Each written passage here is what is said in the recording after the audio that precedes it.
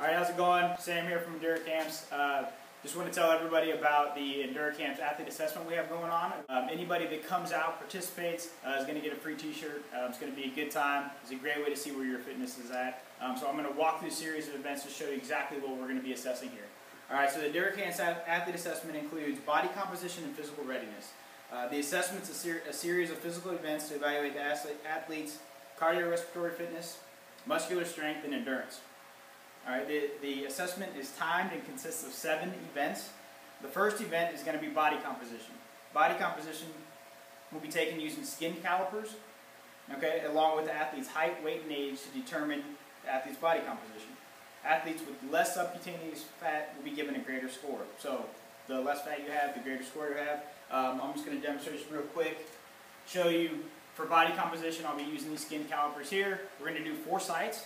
Okay, we're going to do bicep, so I'm going to be measuring the thickness of your skin on your bicep, tricep, subscap, which is the area right between your scapula here. I'll just have you put your hand here, and we'll check the subcutaneous fat there, and then abdomen. So we'll use those 4 sites along with your height, weight, age, and determine your body composition.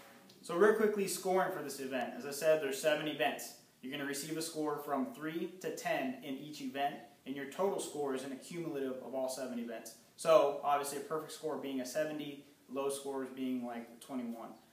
So again, you may be weak in one area, but that doesn't mean that you're going to have a bad overall score as long as you do well in the other areas. The second event is used to assess flexibility. Athletes perform a sit and reach to assess their hamstring and low back flexibility. During the event, the athlete will sit with the back of their legs flat on the ground and reach to their toes without bending their legs. The further an athlete can reach while maintaining proper form, the greater score they will be given. This is an untimed event. The third event is used to assess muscular strength.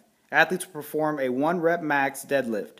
The athletes must perform 2 warm-up sets at submaximal loads between 6 to 12 repetitions each before attempting a maximal lift. The athlete then has a total of 3 attempts at performing a max lift, regardless if they are successful at the lift or not. The athlete must perform a successful lift to receive a score. There is no score for failed attempts. A completed repetition is achieved when the athlete fully extends hips, knees, and low back and stands erect at the top of the lift. Careful attention will be taken to ensure the athlete maintains proper form, especially in the lower back. Excessive arching in the low back will result in the coach stopping the lift. Athlete safety is paramount. The athlete has 12 minutes to complete this event. Wrist straps and chalk are authorized. The athlete has 6 minutes after their last attempt before they must begin the next event.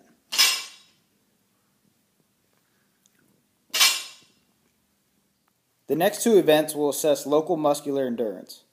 First, the athlete will have 2 minutes to complete as many push-ups as possible using proper form. Athletes will begin in the starting rest position with hands directly under the shoulders or slightly wider than shoulder width and both toes on the ground. The athlete will maintain back, hips, and legs aligned and parallel to the ground while pushing their body off the floor. Athlete lowers body as a whole, bending arms to 90 degrees, and will return to starting position with arms fully extended without locking elbows. The event will end if the athlete removes one arm or leg from the floor, fails to maintain alignment in low back, hips, and legs, or knees or elbows touch the ground. After completion, the athlete will have 2 minutes before beginning the next event. The following event is full butterfly sit-ups. The athlete will have 2 minutes to complete as many repetitions as possible. To start, the athlete will lay on their back with the soles of their feet touching each other in the butterfly position and the arms stretched overhead. To complete a rep, the athlete lifts their torso off the floor and touches the ground past their feet. Athletes return to starting position with shoulder blades touching the floor. After 2 minutes expire, the athlete will have 2 minutes rest before the next event.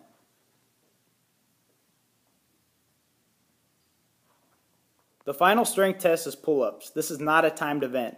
A bench or stool may be used to initially grasp the bar. Assistance to the bar with a step up, being lifted up, or jumping is authorized. Assistance up to the bar will not be used as momentum in the first pull-up. The bar can be grasped with both palms facing forward or to the rear.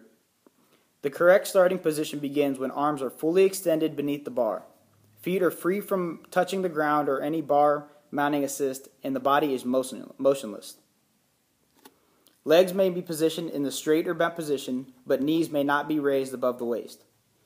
One repetition consists of raising the lower body with the arms until the chin is above the bar, then lowering the body until the arms are fully extended. At no time during the execution of this event can an athlete rest the chin on the bar.